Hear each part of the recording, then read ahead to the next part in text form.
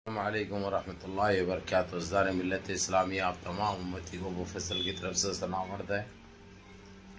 घर में बड़ी पर्दा नशीन इज़्ज़तदार माँ और बहनों को अबू फैसल की तरफ से सलाम अर्ज़ है। बहरहाल अल्लाह से उम्मीद है आप लोग खैरियत से होंगे, अल्लाह की हिफाजत में होंगे। इन मलूनों की मलामत से, इन फ़िरक़ा परस्तों की फ़िरक़ा परस्ती से, इन दरिंदों की दरिंदगी से, इन माबलिंचरों की माबलिंचिंग से, इन बलात्कारों की बलात्कारी से महफूज होंगे। अल्लाह आप लोगों को अपने हफ्ज़ अमान में रखे, अल्लाह अपनी हिफाजत में रखे, अल्लाह हर आबा से, हर शर से आप लोगों को महफूज रखे। बहरहाल देश के हालात से भी आप लोग वाकिफ़ है और देश के बाहर के हालात से भी आप लोग वाकिफ़ है। लेकिन आज की ख़बर देश के बाहर की होगी। जिस तरीक़े से फ़लस्तीनियों के ऊपर जो जुल्म ढाया है इसराइली मिलिट्री ने, उसके ऊपर OIC ने एक कदम ज़बरदस्त पहले ही उठाना चाहिए था। जिस तरीक़े से ईरान और रशिया जो इसराइल की जो दुर्गत बनाए हुए थे, ये रोकने वाला OIC था।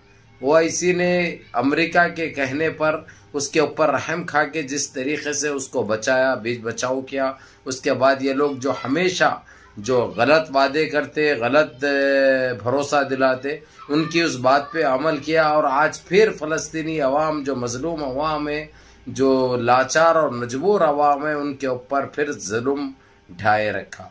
तो इनके ऊपर अब एक्शन करने की बात कही है OIC ने और सख्त इक़दाम करते हुए इंटरनेशनल कोर्ट से भी अपील की है और दूसरी चीज़ UNCC से भी अपील की है। और UNCC का मतलब है सीधा सीधा तुर्की के उसमें जाना, क्योंकि इस वक्त तुर्की मालूम है आप लोगों को एक खलीफा बने हुए रज्जब तय्यिप एर्दोगान, वो इनकी दुखती रग को अच्छी तरह जानती है और इनको सही मानों में और सही तरीक़े से इनकी औकात दिखाएंगे। अब जिस तरीक़े से तुर्की ने फ़ौरन चाइना को, रशिया को और सारे GCC के ममालिक को बुलाया है इस्तांबुल यानी तुर्की के अंदर एक इमरजेंसी मीटिंग हो रही है, जिसमें फ़ैसला लिया जाएगा कि इसके ऊपर बमबारी कब की जाए, इसके ऊपर ताकत का इस्तेमाल कब किया जाए।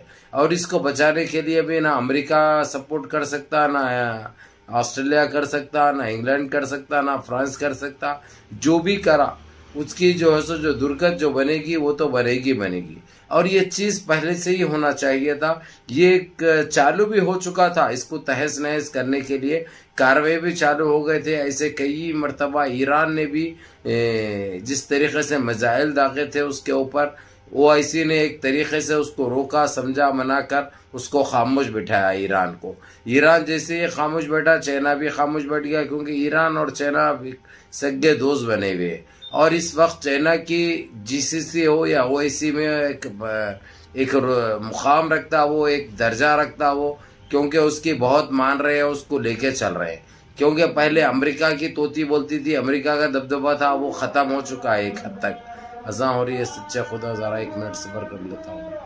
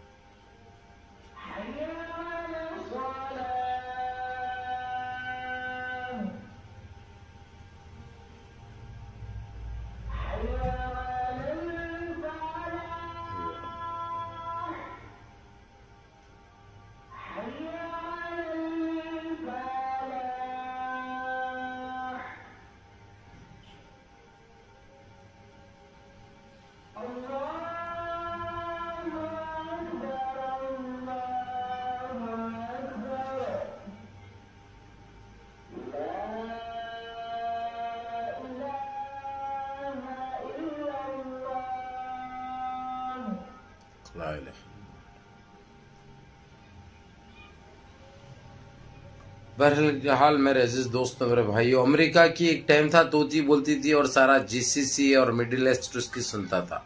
अब लेकिन कुछ टाइम से बिल्कुल उसको निकाल के नाक के नेट के बराबर उसकी औकात उसको दिखा दी गई है। अब रशिया का दौर चल रहा, रशिया का दबदबा चल रहा, और रशिया एक ऐसी कंट्री है भाई, मजलूम की मदद करती है, जालिम का खातिमा करती है, ईमानदारी से काम करती है, वो मजहबों के ऊपर वो नहीं करती।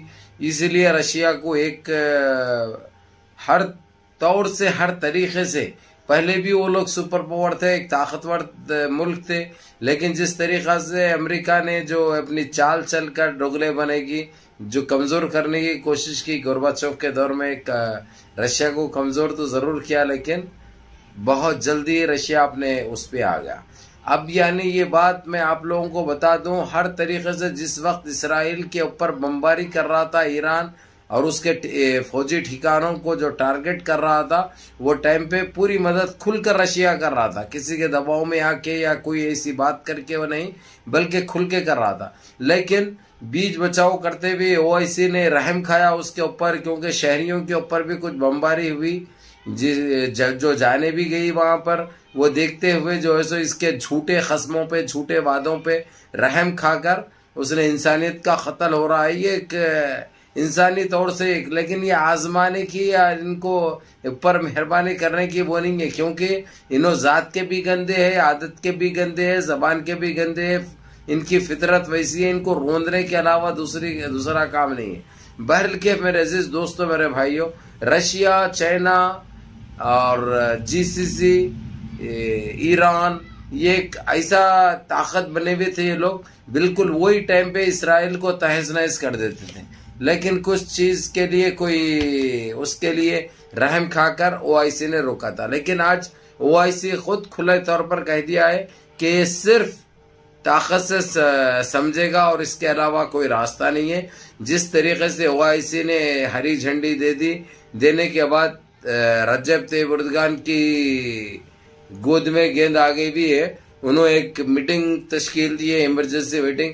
अब उसके ऊपर क्या निकलता है, कभी भी बमबारी हो सकती है इनके ऊपर, क्योंकि रजब तैयब एर्दोगान भी शुरू से ये कहते हुए आए कि जो है सो इसको, इसराइल को मौका मत दो, इसको जब हो सकता, जब मौका मिला इसको रोन दो, इसके ऊपर जो है सो यानी काम कर दो। लेकिन उनकी बात नहीं समझे, आज फिर वही हालात पैदा हो गए और मासूम जाने, नन्हे जाने उधर फलस्तीन में गए। इसके ऊपर अब खामोश बैठना है, सरासर इंसानियत का खतरा है, इंसानियत के ऊपर ज्यादती होगी, इंसानियत के ऊपर बात आ जाएगी। इसलिए मेरे अजीज दोस्तों, मेरे भाइयों, मेरी माँ और बहनों, आप लोग दुआएं करो इंशाअल्लाह ताला।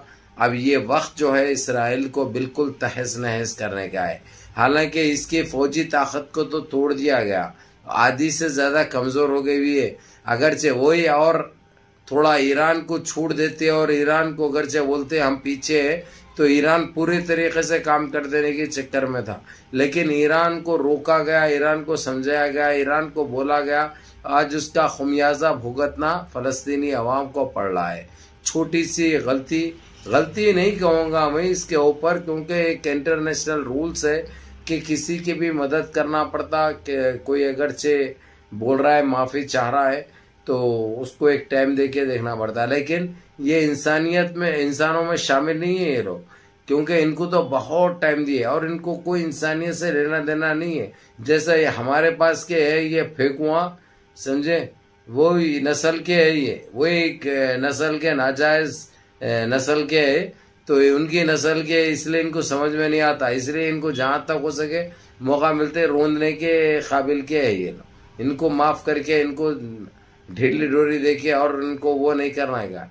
बहरहाल के मेरे अजीज दोस्तों, मेरे भाइयों, अब कभी भी इसराइल को जवाब मिलेगा, उसकी मिलिट्री को सही तरीके से तहस नहस करेंगे इंशाल्लाह। अब आप लोगों की दुआएं चाहिए। ये लोगों का काम थोड़े तेजी से चल रहा है, ओआईसी की मीटिंग चल रही है और उसमें सरगना रहे रजब तैयब एर्दोगान, जो कि शेर इस्लाम और मर्द मुजाहिद के नाम से जाने जाते हैं, क्योंकि हमेशा कौम के मफाद में काम करे, मुसलमान कंट्रियों के लिए काम करे, और ये नहीं देखे उन्होंने ये कौन से मज़हब से सबको लेकर चले।